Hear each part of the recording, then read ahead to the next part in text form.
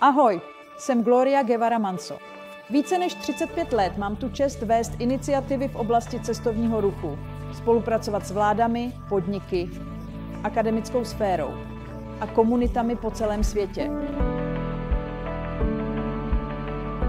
Dnes teď před vámi stojím jako kandidátka z Mexika na generální tajemnici OSN. Cestovní ruch s velmi jasnou vizí, nová éra pro globální cestovní ruch.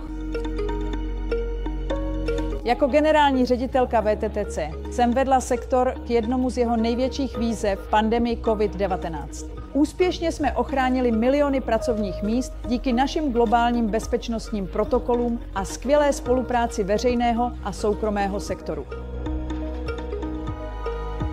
Jako ministryně cestovního ruchu Mexika jsem pracovala s komunitami a celým sektorem na vytvoření základu pro dlouhodobý udržitelný rozvoj, dosahujíc rekordních úrovní mezinárodních a domácích turistů.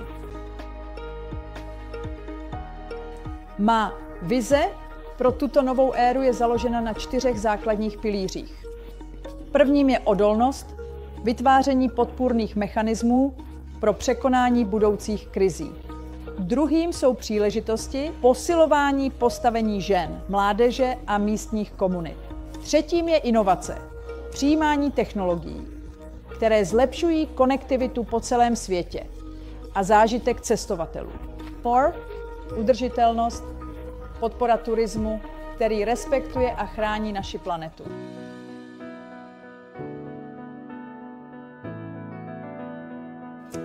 Jsem odhodlána k inkluzivnímu a spolupracujícímu vedení, abych maximalizovala potenciál a sílu turismu jako hnací síly udržitelného rozvoje.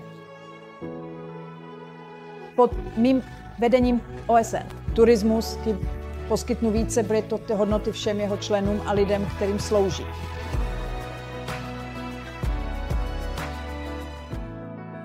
Zveme vás, abyste se ke mně připojili na této cestě k turistickému sektoru, který má pozitivní dopad pro všechny, sdílí prosperitu a je zaměřen na člověka. Společně vybudujeme novou éru s příležitostmi pro všechny.